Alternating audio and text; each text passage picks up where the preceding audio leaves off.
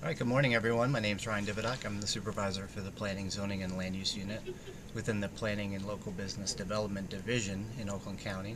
Welcome to today's Planners Gathering. Prefabricated steel, shipping container, modular, and panelized construction for housing and commercial development. So just a few reminders. The meeting is being recorded and will be made available on our website. And also, if you have questions, please use the chat function in Zoom and direct your question to Jim Schaefer. Jim's going to moderate a question and answer session after the presentations have completed. So let's get started. It's my pleasure to introduce our presenters today. We have Breck Crandall, Director of Design and Lead Architect for 3 Squared Architecture. And unfortunately, Leslie Horn was not able to join us this morning. However, in her place, I'd like to welcome Jill Ramirez, who's the Director of Projects for 3 Squared Architecture. So thank you both for joining us. Breck, the floor is yours. All right. Got to get used to the virtual presentation because it's awkward and there's no applause. We just kind of got to sneak in there. That's all right. So I'm gonna go ahead. Share my screen. Good morning, everyone. We are here to learn a lot of things about a lot of things. I know that title's a bit of a mouthful there. So we've got a lot to cover here because, in essence, Three Squared is a Detroit architecture firm that does not the normal stuff. And we'll explain a little bit of why and a little bit of the projects that we did there. Largely known for our work with shipping containers. Why? Because shipping containers are loved by the internet, and so people keep calling you about them. So you find yourself the industry expert, and then if you're in the industry long enough, you meet everybody else across the country who is working with them, from fully modular to prefab to just kind of the niche markets. And you meet them all, and we all kind of arrive at similar conclusions and lessons along the way, and then you build relationships and networks. We started fabricating them ourselves. Like it didn't start as an architecture firm. It started as a development firm that did some developments with containers that they had to modify. And so they were like, well, it's not hard work. It's just a lot of work. So they picked up welders and grinders and we modified containers. And then Leslie, who was running this whole operation, came to the realization that she pays architects a lot of money and maybe she should just have an architect on her own team. And that's when I met Leslie, and then it snowballs. And now today we're a team of 10 out of Detroit. And this is me. Hello, everyone. Good morning. My name is Breck Crandall. I'm the director of design here. I'm also an adjunct professor of architecture at Lawrence Tech and co-founder of the design technology firm Home, Houm, the phonetic spelling. And all of these things are interconnected because Home and Three Squared partner on a lot of projects as designer of record and architect of record. And I pull a lot of the team from my best students at the university. So that all works pretty well, if you ask me. Um, and then here's our whole team. I think now would be an appropriate time for Jill to introduce herself because she doesn't have a slide on this presentation. Yep. Hi, everyone. I'm happy to be here today. So I'm Jill Ramirez, Director of Projects with 3 Squared. So you can think of me as like the project management arm of the team. Breck and I connected when we both went to Lawrence Tech for undergrad. So I've been working in the architectural realm since then, kind of found my niche within the firm, doing a lot of the background work to make sure that everyone's on top of their game, coordinating timelines, project entities, and keeping the whole team in shape. So I'm happy to be here today. And Breck, you can go ahead and take over and I'll jump in towards the middle of the presentation. Sounds great. And I will take the opportunity now to say it started not like a traditional architecture firm. So there's a lot of non-traditional things about us, including the work that we do. But one of those more important reasons is that we are a women-owned and led firm. For a long time, I was the only male working on the team with Three Squared, and I just can't tell you how different the culture is here from the other big firms that I've worked for in Michigan and in California, and so we love Leslie. We're a little bummed she can't join us today, but yeah, we found ourselves in a position where it's like one of those things you grow up and then one day you're like, I need the adultiest adult in the room, and you look around and you're like, Oh, that's me. That's me. So eventually we became the container people, and so people keep calling us about that stuff, even though it's a percentage of the work that we do. Because turns out if you work with the modules of containers, you kind of work with the modules of everything. Because guess what? Anything that's moved on a truck in the United States of America, and quite frankly, in the world, has to meet the ISO standards, which is what containers are built to. So when we transition into doing modular projects, it's like, oh, we already knew all of this stuff about the logistics and the cranes and rigging and staging, and um, it's just swapping it out. Is it wood? Is it light gauge steel? Is it a shipping container? Like they all have a lot in common. But in container in particular, we'll start there. These are all the container projects that we've done. We've completed over 40 projects with shipping containers as the primary structural element. Obviously, most of those in our neck of the woods in the Midwest, but we've worked coast to coast. I personally am licensed in 7 states, and we're operating in 15 right now. Apologies. But we all know that there's a housing crisis, whether you believe that there's truly like a housing crisis or there's more of like a policy crisis or resource crisis.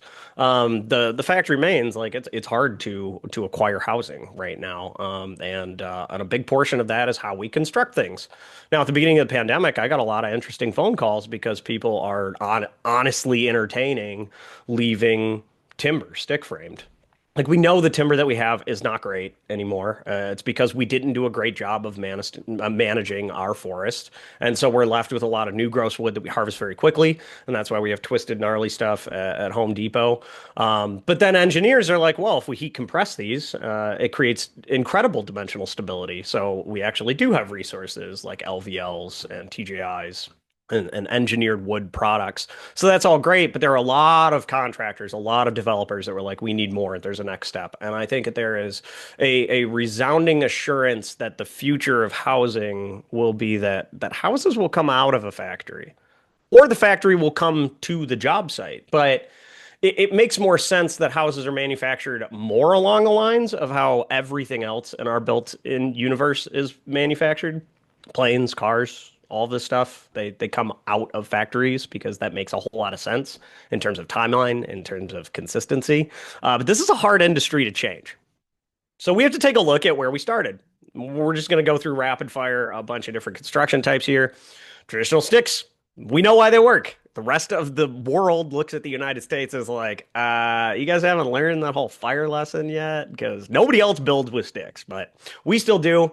It was an abundant resource. It's straightforward. It's easy to do. Every carpenter who's been working 30, 35 years knows exactly how to do it on the site. I don't have to explain this one to you. Then we have SIPs.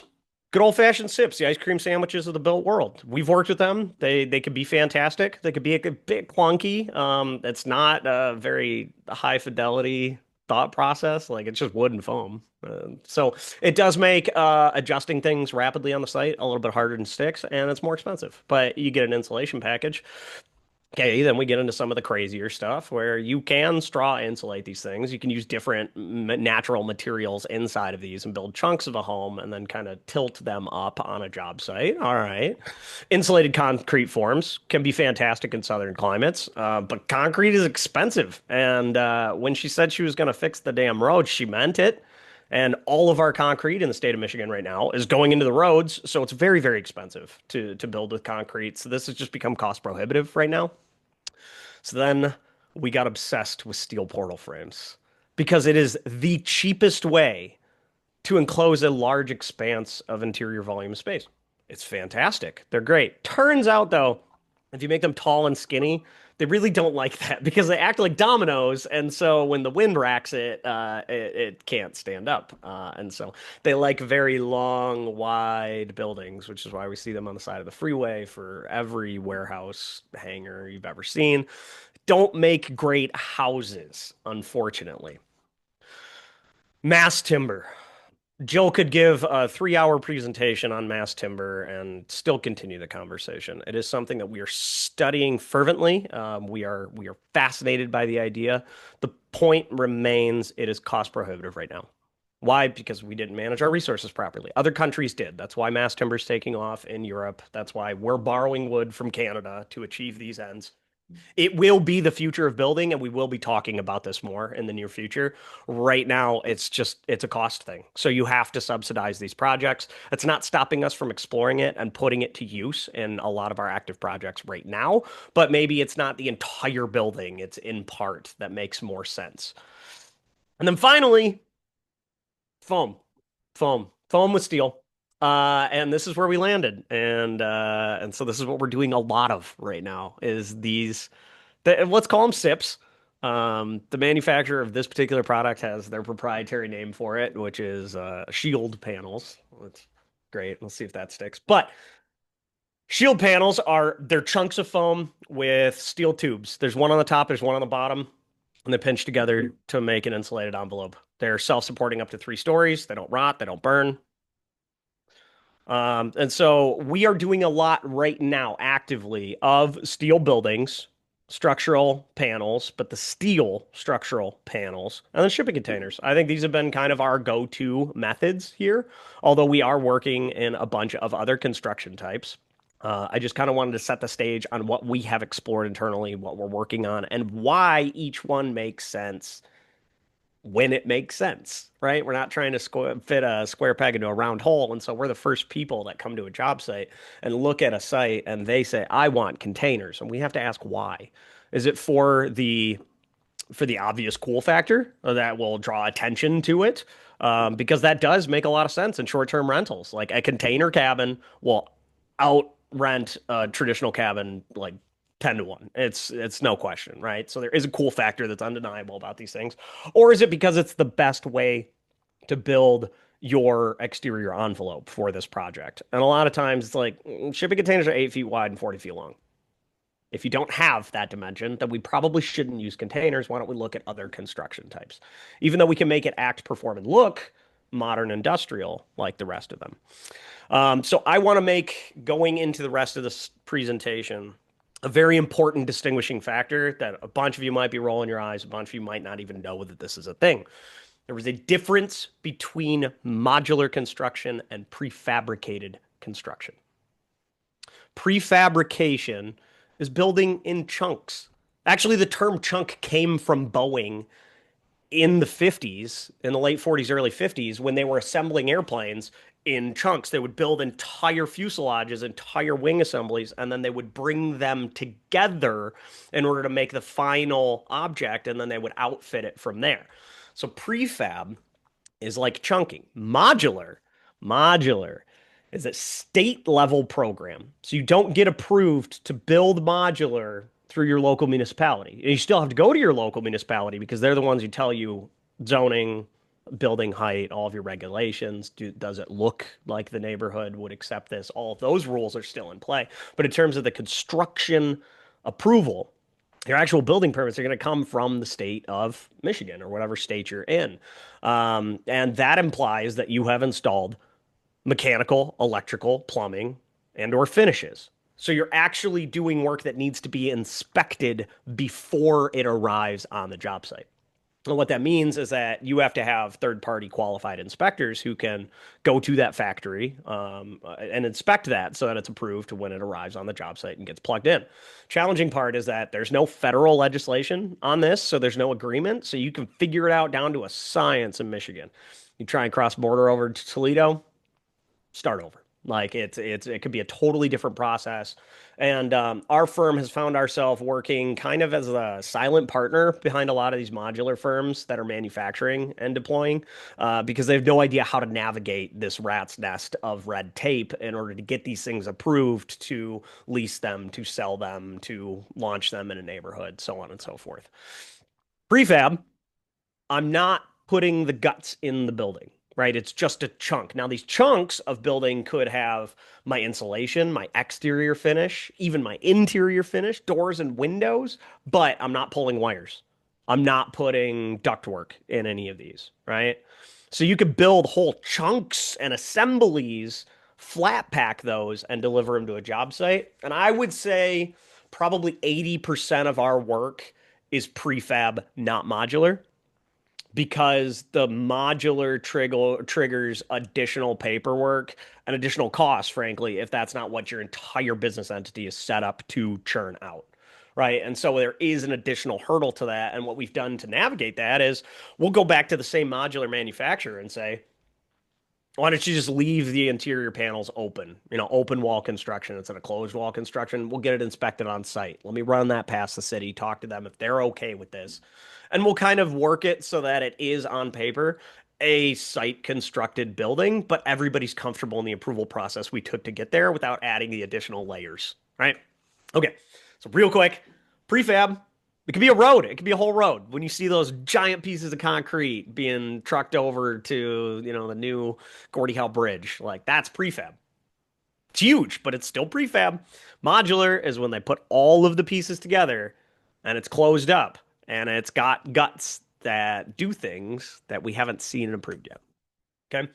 And the prefabrication can be applied to achieve the same ends as modular, right? So instead of taking that completed box and taking a whole crane and setting it into place, sometimes it's easier to just have 10 guys just each grab a side of a component and walk it over to the job site instead of renting that giant crane for the day. And we'll get into a case study at the tail end of this presentation where I show you exactly like how we put a house together by hand. All right, so this is where I'm going to hand it over to Miss Ramirez, the container queen here, to talk more on that end. Yep. So a massive factor in utilizing containers is a lot of times people want to build a unique container home because they love the idea of having a shipping container house. It's different than a typical construction. People want to see it. And so if you build a one-off house, you're not going to get the same benefit as at what we show in this rendering here, where you get the economy of scale of doing a repetitive module of a container. So you can think of this as a comparison to like if you build a piece of furniture from IKEA. The first time that you build it, it's going to take you a little bit longer. There's some nuances, but all of those lessons learned apply to the second one and it gets faster and more efficient. So that's how you benefit from doing this economy of scale of shipping containers. If you have the same cutouts and fabricated entities across the board, you get that cost savings, and that's where you tap into the true benefit of using a container. So a lot of times what we do with containers is there's a hybrid level of construction. So staircases, cutting through the floor of a container is not necessarily efficient. So we really do focus on maximizing the efficiency of utilizing a container and use them where it's best suited. And we're the first entity to tell you like, hey, this is not the best application for a container versus here's where it's perfect for you.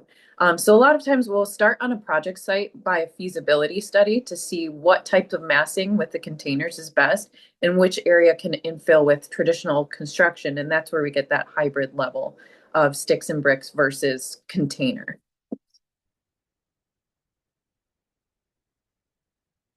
So a little bit of history, a background about containers. It's a ubiquitous object. So as Breck had mentioned, if you have to move a container, a truck bed, road width, bridge heights, all of these things are based on containers because they were patented back in the 1950s and have barely changed since then because it's such an efficient module that it dictates a lot of things that dimensionally everything is based off of a container. And so that's where the benefit of understanding the module of a container kind of rolls across the board.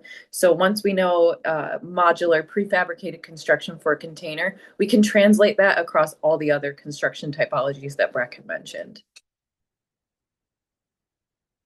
So a lot of benefits from working with containers is time. So an example that we like to give is our office in North Corktown is built out of shipping containers. So people driving to work saw an empty plot of land, and people coming home 6 to 8 hours later saw a built frame of a house. So it's a two-unit townhouse, but we use it as our office, and it's our model center as an example of how we built out of containers to maximize their efficiency. So once you set that module, getting and craning that into place is just a repetitive process, and you speed up that construction timeline and have a framed in unit much faster than you would with traditional construction. So that's one of the major benefits of container construction as well.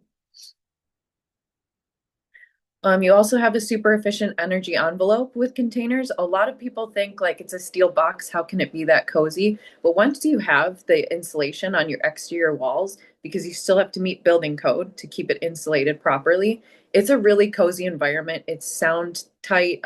Containers are wind and water tight. They're meant to be shipped across the ocean and protect whatever elements are inside that container. So if you use it for a house, you're going to be very strong sealed from the exterior environment. So it is a very efficient system in terms of translating a steel box into a cozy house.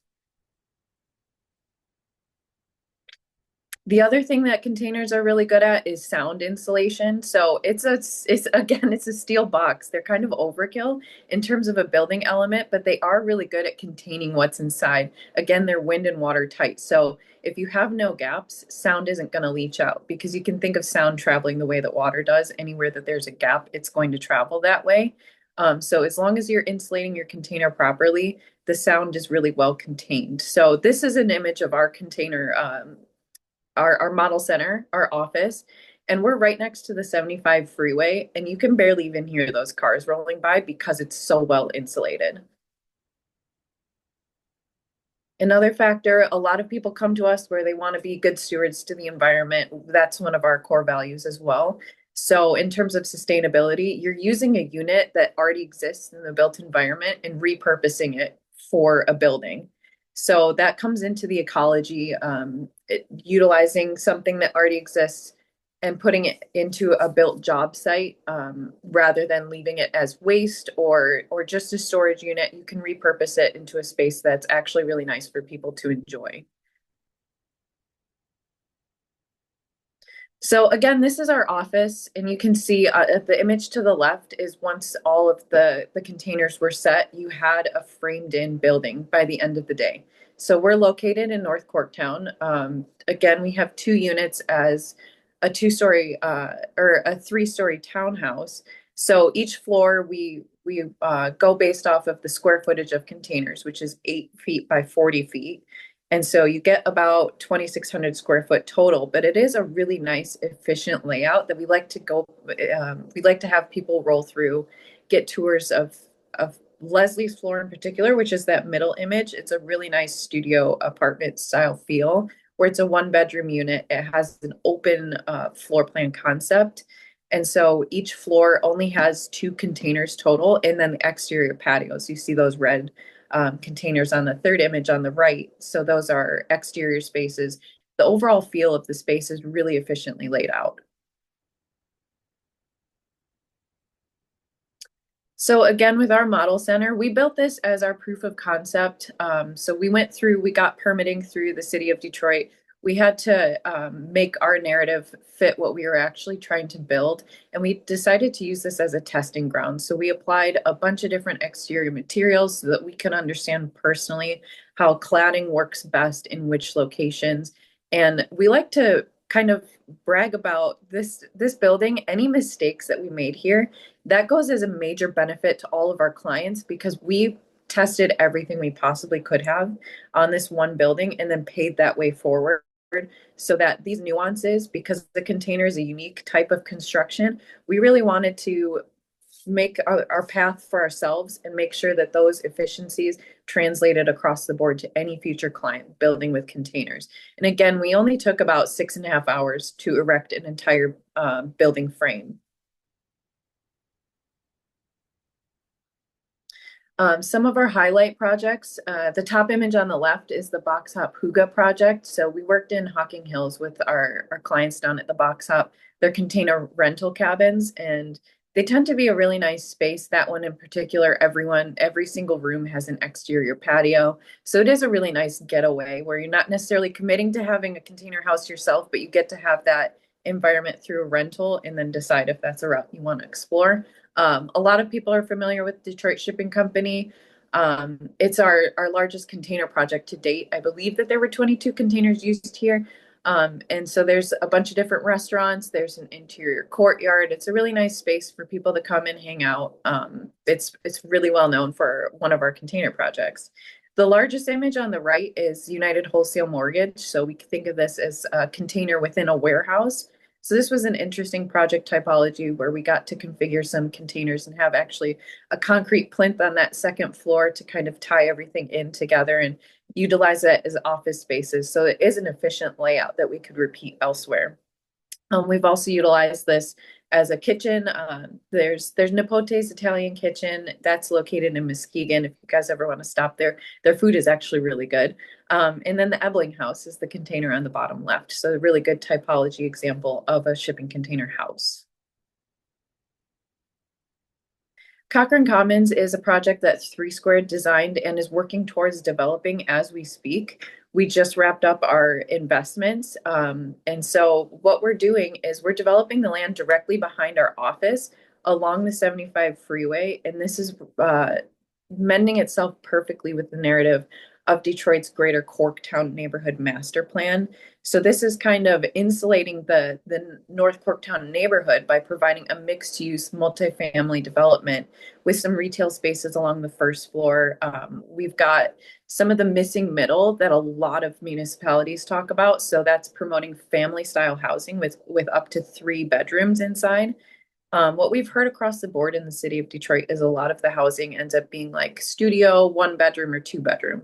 But that 3 bedroom unit is kind of a unique instance. And so we really wanted to take that to heart and provide something that the city desperately needed. And based on our office being there, Breck used to live here while he was building his house, which is right down the road from our office. This was a really heartfelt project where it was like, this is our passion project, and we want to create our name for the city of Detroit by supporting what the residents here need and providing them with a really unique mixed use building that's going to support the neighborhood and people coming to visit this space. The Mariposa House, this is located in Ohio. This is a really efficient container layout, but it has a really unique shape, which is where you get the Mariposa name. It means butterfly in Spanish. So this was completed in 2024. It's about 2,800 square feet, use 8 containers. And you can see here we applied some exterior cladding to get some of the warmth mix with the steel containers. That's a very typical application in a residential unit. Again, this is the Huga project. This is the one that we talked about in Hocking Hills. So this is a rental in Ohio.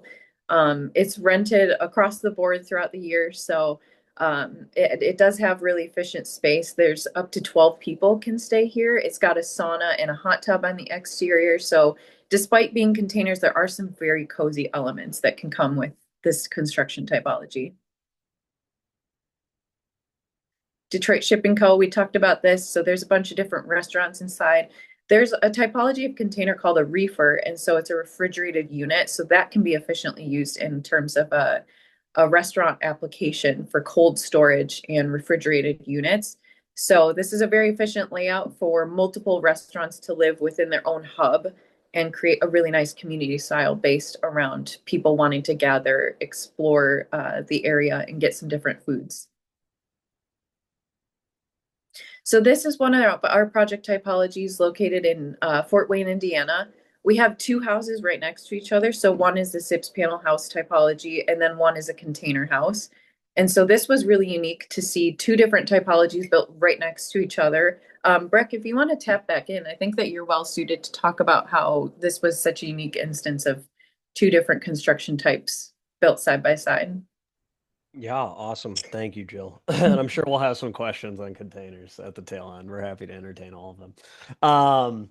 So this project is really cool because it was actually 4 homes that were all constructed at the same time, each one of them using a different construction method. So we had a container home, which is this one here on the corner.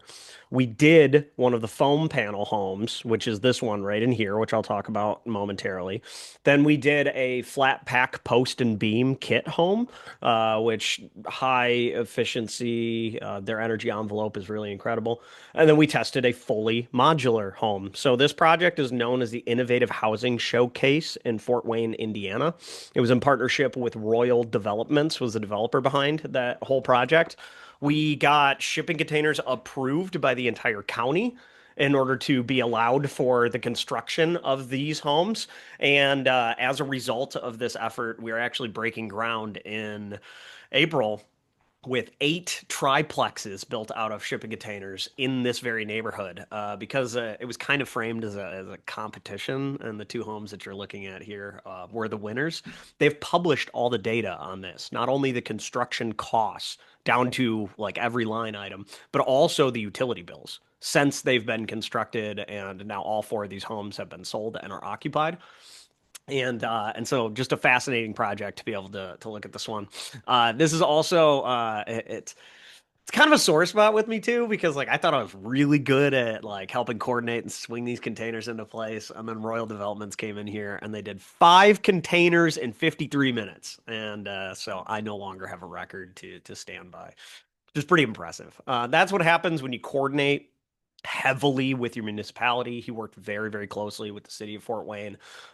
They allowed him to stage containers on the street the night before, which allowed a crane to just position and just grab each one and set it immediately instead of blocking up roadways, waiting on the next truck. Like it was very, very efficient. So really, really cool stuff. Some very cool projects. This is just a taste of what we do with containers.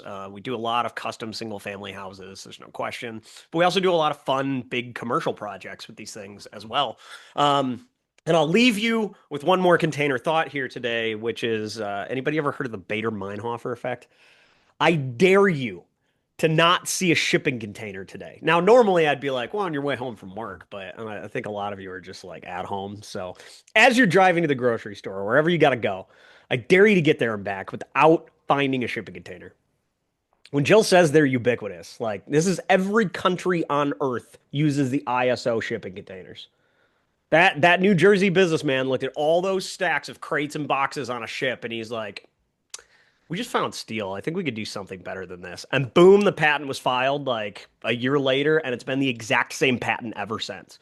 Like, how many objects have lasted 75 years without changing? Like a hammer? Like I mean, it's pretty impressive. They're everywhere. All right. I'm going to shift gears on you now, and we're going to talk about these prefabricated SIPS panels, shield panels, if you will, as building envelopes because they're very exciting. We're doing a lot of work with them right now. Precast, anything prefabricated can be done off-site. So there are companies right now, like Superior Walls, who's exploding in the Midwest. If you haven't come across these guys yet, you probably will.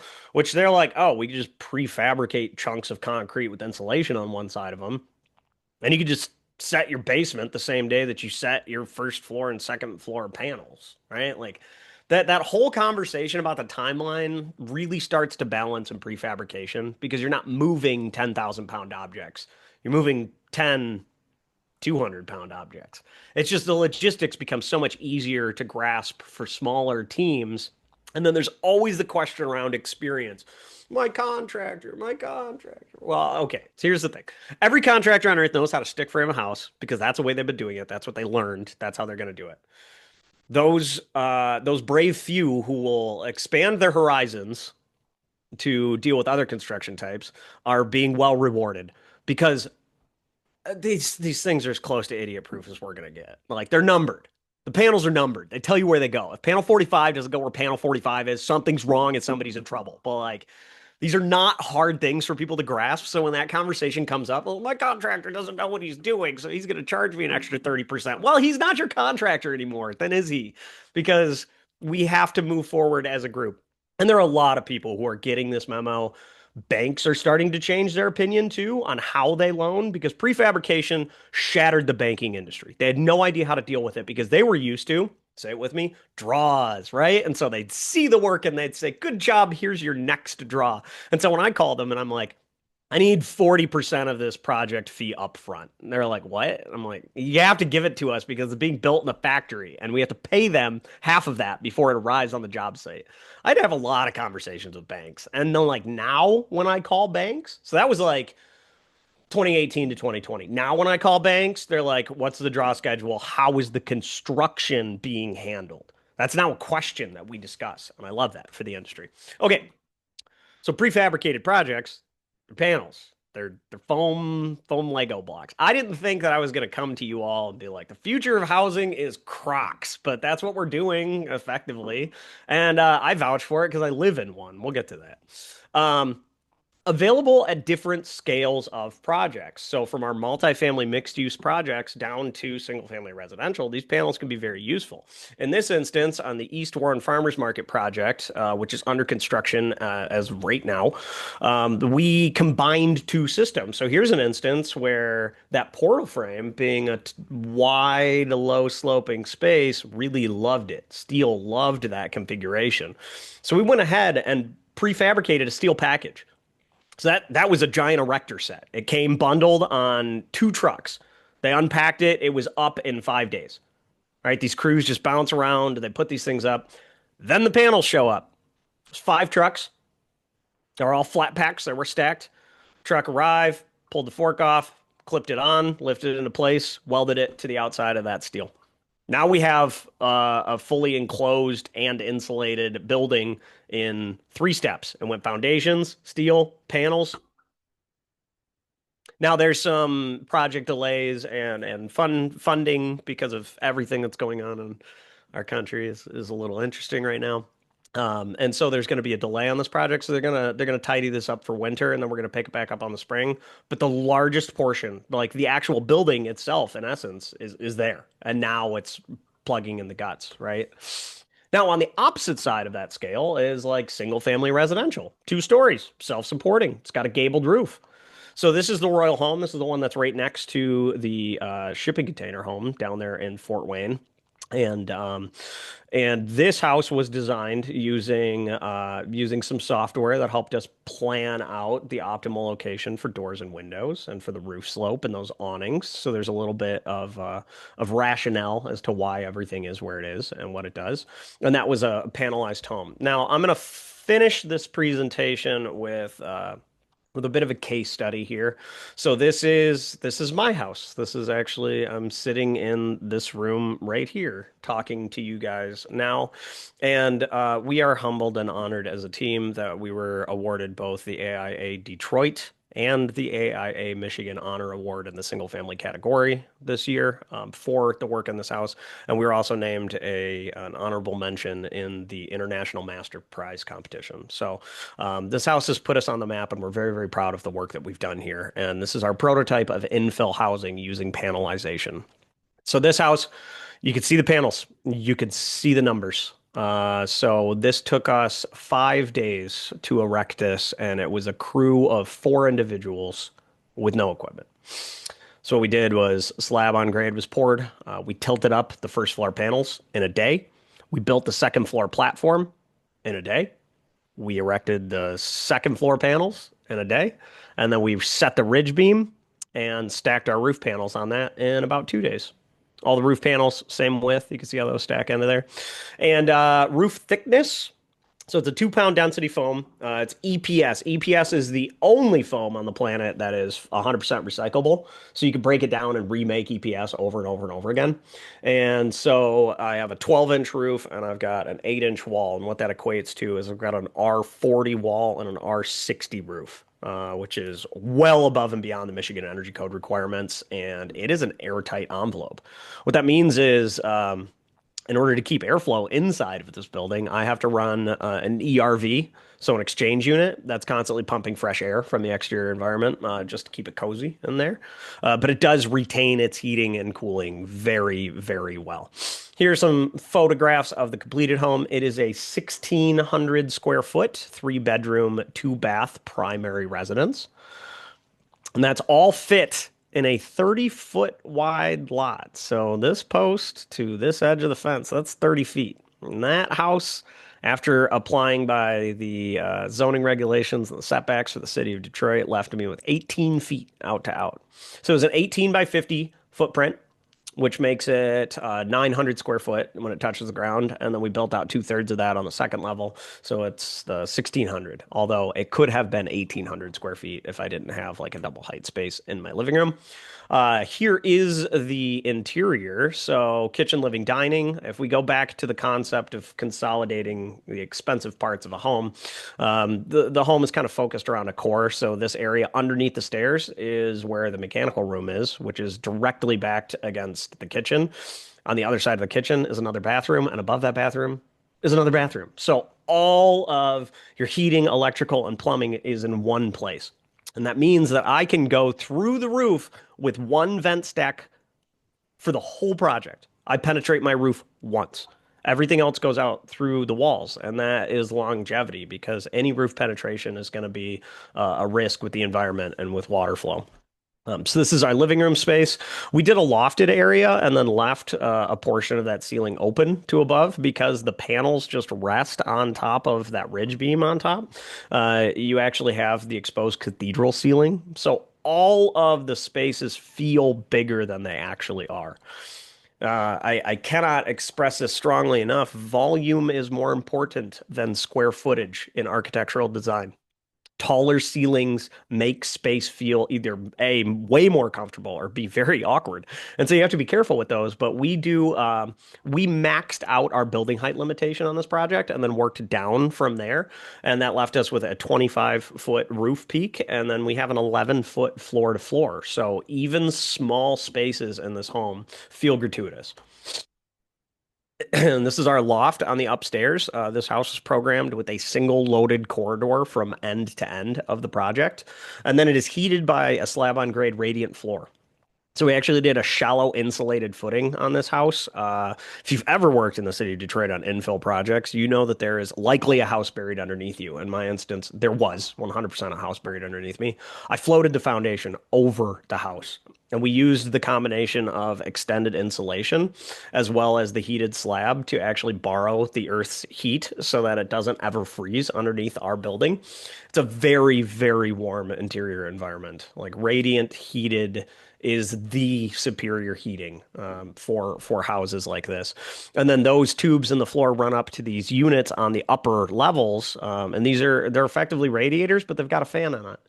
So the fan blows over the radiator, and you can turn up or down any particular room within that environment. So it's a very high energy efficient. It is actually it is a heat pump, but it is an air to water heat pump, which is really uncommon in the United States.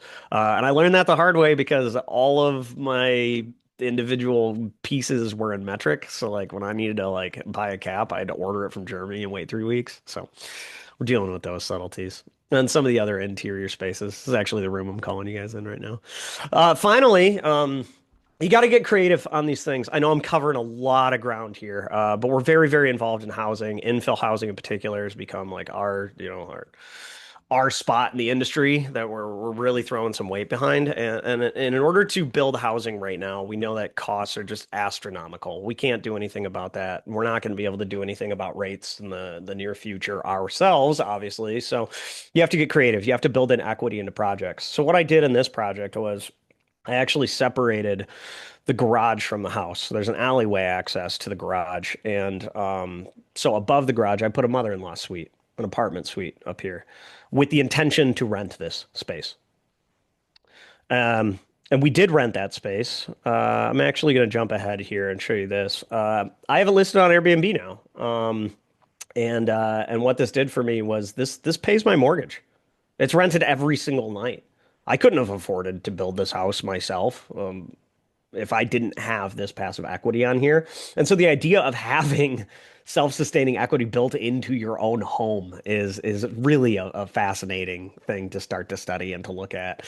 And we're talking with the Michigan Municipal League, and we're working with a number of cities, including the city of Detroit, obviously, and the leadership here, in order to talk about housing initiatives. Because when Mayor Mike Duggan cut the ribbon for this house and talked about this in front of a crowd of people, he spent all his energy focusing on my accessory dwelling unit and saying he wants these all over the city, which coincidentally, at the time of construction, they were not approved. And it was that interaction that actually pushed that legislation forward. So now I'm seeing them pop up all over the neighborhood, which is very cool. Okay, finally, take a minute of your time to show you this video that our team put together because this is the construction of my house from top to bottom. So slab on grade. First floor panels go up. They're 8 to 10 feet wide. We did a little digital fabrication exercise and built that core ourselves so we could plumb it and run all the mechanical and electrical. You could frame it just the same. Built our second floor frame. I put a bridge in my house. Why did I put a bridge in my house? Well, because it's really cool. Who doesn't want a bridge in their house? But ended up being a huge happy accident because when the city looked at this, they didn't say that's an ADU. They said, oh, 4 bedroom, 3 bath house. And I was like, yeah. So we got it approved without any special rules for this one. There's the bridge that connects the ADU to the single loaded corridor on the loft.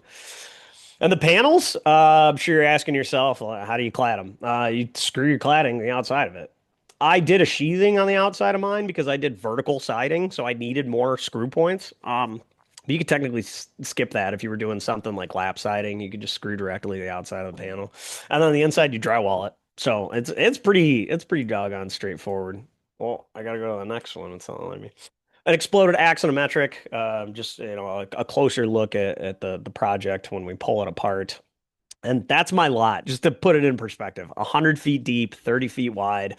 These are really typical infill lots. And infill to us, like, oftentimes means like it's a thing. It's we don't know what to do with these lots. They're kind of hard. They don't meet our zoning requirement rules. So that's exactly the kind of lots that our team is interested in taking a look at. Finally, construction costs. Everybody's always fascinated to ask me, how much did this house cost? It cost me $500,000. It was effectively 350,000 for the house and 150,000 for my ADU, which puts me at $211 a square foot. Now I'm watching my neighbor's house is getting built in North Corktown here in Detroit for $350 to $400 a square foot. I feel pretty good about this number, especially being a one-off custom home. And this is assigning value to everyone. This is actual numbers. We crunched everything. Um, Plenty more info on that house. If you guys are curious on anything we've talked about today, you can obviously reach out to us. You can find everything here on our website, and we are here to entertain questions from this point forward. Thank you. Okay, excellent presentation. Thank you very much. We do have a number of questions. First up, where do you see or do you see bamboo being used as a structural resource? Structural resource. Ooh, that's fascinating. So I traveled extensively in Thailand of all places, researching stilt houses built by native indigenous people there. And bamboo is a fascinating material. It's not wood, it's a grass, which is why it has the capabilities of regrowth that it does. As a structural element, I don't see it taking off here. I'm going to be honest. I think that our timber resources are very much in the soft pine lumber. That's what we have around us, and bamboo really doesn't grow here as ferociously as it does elsewhere. I do see bamboo being used extensively as a finish material, however. So all of the floors in my house upstairs are solid bamboo, all of the wood floors that you see, and it's not a veneer on top. It's like they took whole compressed bamboo and made those floorboards. Those things are strong as iron. They chewed through my saw blades. They're so hard you can't ding them, you can't dent them. Like it's like ironwood. It's crazy. It's crazy stuff. So I do see its application all over the place. It's often used as scaffolding in the construction process because it's very, very quick, very light, but I don't see it being used as a structural element in terms of the building envelope itself. Okay. Next question. Are these upcycled shipping containers? Why would a shipping container no longer be suitable to be used for shipping container and need to be quote unquote rescued from a landfill and repurposed to a building? Brooke, I'll take this one. So containers that we reuse, we like to specify one-time used containers, meaning that they were fabricated wherever they originated from. China, Korea are the most common places, brought one cargo load across the ocean, and then they land here and they're reused for a house. That is because if a container has too many dings and dents, it's actually more expensive to repair those if you're going to utilize that as a house, especially if you get bowing on the sides of the container. So if the sides are pushing out or pushing in, if you're putting two containers side by side and there's a big old gap in between, that's really problematic in terms of using it in a housing application, as well as a container floor. So a container floor is 1.75 inch marine grade plywood with steel seat channels underneath. That's like the most extensive flooring that you can get. And so we don't like to cut through that, and we like to have a clean floor. Older containers sometimes have weathering on that marine grade plywood, and that can be really problematic for laying a level floor. because you can leave that flooring exposed, but a lot of people do choose to put flooring over top of that. So if it's a smooth floor finish, it's easier to work with from the get-go. So a lot of it has to do with the longevity of the container itself being structurally sound to reuse as a house. And some municipalities actually require it to only be a one-time used container. Okay, You guys excellent. want in on an industry secret? We only use new containers. New containers. There's no such thing as new containers in the United States. There is no manufacturer of ISO containers in the United States. You give me $1 million right now, I'm making that factory. Like somebody's missing out on this. 85% of them come from China, and the remaining come from Malaysia, Indonesia, and Korea. And so they are a never-ending resource that are just being shipped here. The clothes on your back, I guarantee you, came to this country in a shipping container. Everything around you. Look at your desk. It all came here in a shipping container, right? So these things stack up in ports and they are a commodity. Their prices fluctuate daily. Jill and I get 80, 100 emails a week of pricing on containers. So when it comes to brokering them, like you call us, we call the people. Like, don't go try and find them yourself on Craigslist because like a lot of people forget you got to move a 10,000 pound object too. So yeah, good for you. You bought it for $1,000. Now get it to your house. Well, the other thing that we totally forgot to mention is that we also specify high cube containers, meaning that it's 9'6" tall, exterior to exterior, rather than 8'6". 8'6" is standard container height, but that 9'6" allows you to have about a 9-foot ceiling on the interior by the time that you have a finished floor and mechanical systems on the interior. And so a lot of times a 40-foot high cube container, one time used, is relatively easy to find rather than searching for a used container that's going to be problematic and potentially result in additional fees. We don't want to add costs where it's not necessary. Now it's Okay. still upcycling because those one-time containers, they're always loaded with product, shipped here once, and then they sit in the port and they just become part of the brokering system. So you're still capturing a waste stream. We used to be able to go down to the port and like hand select, like I want that one, I want that one, and then we like inspect them. Then the pandemic came along. Like you guys heard about the Ever Given, blocking the Suez Canal. Prices for containers skyrocketed overnight. Like we put a pause on everything because we couldn't acquire them. And so that commodity does have global influence. And so when that leveled back out, now containers right now are the cheapest I've seen them delivered to your doorstep since like 2019. They're at an incredible price right now, I will say. Okay. For the Royal Container Project, what were the required setbacks for those homes, and what was the lot size? Those lot sizes were a little bit bigger. They were like 45 feet, and then it was standard setbacks. So it was 20 in the front and 35 in the back. We did have an alleyway, so the city actually backed the project by paving a new alleyway and drives for that project, which is incredible, support and backing. But they were more gratuitous lots than the ones that we're used to seeing like here in Southwest Detroit. Okay. Are there any Michigan building code issues that are unique to Michigan that you would like to see changed to make construction easier for these types of housing units? For these specific types of housing units, no. I mean, honestly, like if so, we did a lot of work in Ohio, and we collaborated with a lot of the people through the ICC that were like making that push. And so I'm not going to say we were directly involved, but a lot of our team's efforts were kind of fact checked to go into what became the revision to the 2021 IBC. There's a couple of pages in the back of that specific for using ISO shipping containers as a building element. And so it's in the codes. It's in the code books. Okay. Any state that's working in the United States right now has that page in the IBC that I can point to and be like, there's a path to getting this approved, even if Okay. you don't like the way the doors look. All right. When you say you did all sorts of tests on your office construction in Corktown, can you provide a little bit of details of those tests and lessons that you learned for future projects? Yeah, so a lot of the testing ground was exterior cladding in particular to see where it was best suited to leave the containers exposed. A lot of municipalities actually require a minimum of two materials so that it's not just a steel building. So in a housing application, we did put some brick veneer on the front facade and some hardy board siding on another side. And then on the interior, we have some pretty unique conditions. We actually reused pieces of container. A lot of our clients ask us like, hey, you're cutting out pieces of container. How can I reuse that? But let me remind you, it's core 10 steel that's an 1/8 inch thick.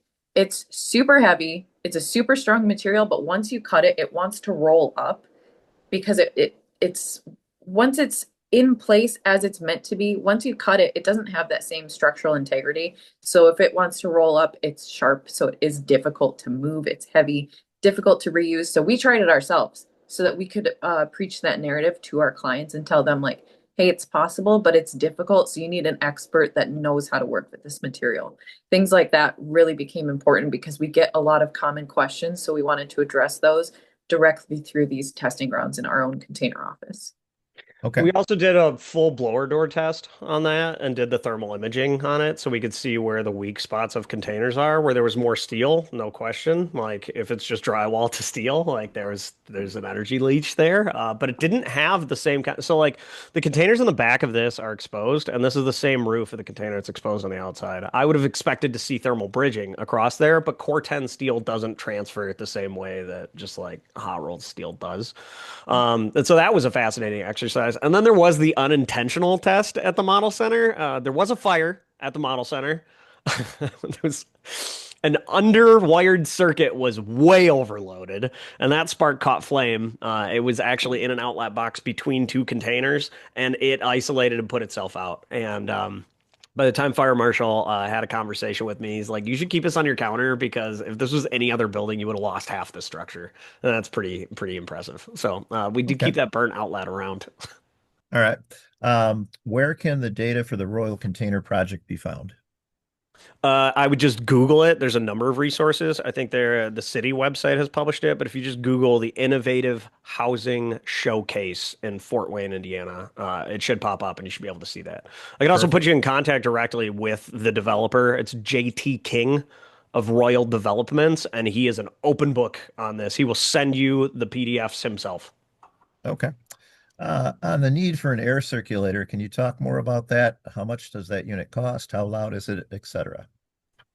It's running behind me. It's a continuous vent fan. It's called an ERV, an energy recovery ventilation unit. The unit itself costs about 200 bucks. And then the installation is probably like $1,200 in total. And what it does is it just makes sure that the air exchanges per hour, because I don't have a vent that's sucking in air from the outside and blowing it outside. Everything's in my internal environment. And it's got air filters on it that you change every 6 months, and that thing just runs. You don't hear it, and it's just constantly exchanging air. It does mix the air as it brings it in, so I'm not getting 11-degree air in here, obviously. It's bringing it up to like 70 degrees before it blows it into the house. Okay. And follow up on that, is it any different for units that have basements? No, but I have a caveat that I just hate basements. I think they're a terrible idea. It's a weird Michigan thing that we do, and the rest of the country's like, "What are you guys doing?" And it's a place to store more crud, and it will flood. Oh, it Yep. hasn't flooded. I've lived here for 50 years. It will. It will Yep. flood. It will flood someday. So I prefer not to do basements, but yes, you can 100%, you can do a basement on any of these projects. They all work the same. Containers work great on basements because they span the full 40 feet. That's what they're supposed to do. Right. Okay. All right. Um, what would be the number one zoning change companies who build these homes would like to see? Not building, zoning. Not building, zoning. I'm going to jump in before Brock even says anything. Setbacks. If a Okay. lot is that small, uh, lot coverage and setbacks become our biggest issues because Okay. people will have a certain square footage in mind. And in order to achieve that, those are the two major things. And my response would be more flexibility in the residential zoning because like a lot of them are just like has to be a primary single family residence of X number of square feet. And it's like, are we in a housing crisis or are we not? Can we drop an ADU in the back of this Mhm. building, or is that like scary density for your city? Like that's the stuff I would like to see changed. Okay.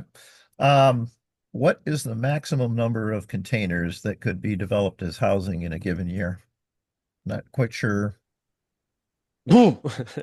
How much time Yeah. you got? Yeah. Okay, so I would say it's a regional question. Like if you design a building with us that's 6 containers, like I'm going to one source, it'll get there. On the projects that I'm talking like 60, 80, 150 containers. So like Cochrane Commons, that's going to be coming from 5 different manufacturers who are working in tandem, and we're logistically planning who's doing what chunks. Right? So like it's not a matter of scale, it's a matter of the logistics that support that scale. Like I said, we And have connections coast to coast with manufacturers who could support this process. the maximum allowed containers stacked on top of each other is 9 high. We've Okay. never actually worked with 9 containers high. I believe, Breck, what's the tallest container building we've done? I get nervous after six. Six Yeah. is six is like they wrote the report that said they can go 9 high, and I was like, really? I bet you can, but I like Okay. six. Next question. We're having issues where people are dropping unpermitted storage containers in their yards as sheds. We're working on an ordinance amendment to allow them with a choice of several architectural design standards. Currently considering letting them pick from a menu, sloped roofs, mixed materials, etc. Can you suggest any other architectural design elements? This is for sheds. Foundation. You need a foundation. That's a great suggestion, Jill. They would all disappear overnight if they weren't like set on an approved foundation. That's the factor. If they know what they're doing or not. If there's concrete underneath it, it's like it's worthwhile. You should Okay. honestly, whoever submitted that comment, like follow up with our team because I'm doing that with the city of Detroit. They launched an app where you can like report things, and people started reporting containers, but they all reported containers with my name on it. So like I started getting calls from police officers being like, "Brock, you got to get rid of all these containers." I'm like, "I have nothing to do with these. What are you guys talking about?" So it started a conversation, and we're like supporting the city with that because that is the risk. I'm not going to downplay this. Like because we know how to use them, we've taken a very professional stance on this. Hide the corners, hide the doors. Nobody even knows it's a shipping container. However, you've opened Pandora's box and you're going to get 20 people who just like throw 2 of them and put a shed over the top and let it rot. That's not what we want to see. And there are ways to control that and to address that. So follow up with us. I'd love to continue that conversation. Okay. And then this will be the final question. Is it possible to require some sort of structural certification for the integrity of these containers used for housing, architectural or another source? Yeah, I mean, absolutely. We engineer everything twice. So we have a partnership with an engineering firm that like I mean I consider it in-house at this point in time because we work on every project together, but we are engineering each individual container and then that container as it's applied to the entire structure because once you weld these corner castings to each other, like by the time we leave a job site, like that whole thing is operating as one giant steel block now. It's not individual containers. But we engineer each individual container so that I can take them and individually stack them next to each other, and they're already self-sufficient. So what we don't want to do is put 2 containers side by side and then cut out all the openings and try and reinforce it because they'll start sagging. They'll go all over the place. Like you want to reinforce that thing. So I'll give you another industry trade secret. Instead of doing an I-beam down the middle between 2 containers, why don't we do 2 C channels? So each one can be put in that container before it arrives on the site. And when they come together, now I have a composite I-beam. It's those kind of lessons we've learned over the years and years of working with these that, it's funny. Like, oh, will it stand up? Like, yeah, you could park 4 sedans in each one, stack them 9 high, and ship them to China. Like, they're stronger than you think they are, but you just need to know the intricacies. All right, excellent. And just a reminder to the group, this session is recorded and will be available on the county's website, and I posted that link in the chat. Great presentation, you guys. Ryan, it's yours. Yeah, Jill and Breck, really, really excellent presentation. I want to thank you for doing this today, providing your insights, expertise. Thank you all for in the audience for joining us and hanging on a little bit past the time. I think we could go a lot longer on this topic. It was really, really interesting. Just a reminder, the next planners gathering is on February 17th. We'll have a presentation on Oakland County Food Landscape Study and Southfield's Food Waste Pilot Program. So again, thank you all for joining us. Have a wonderful day.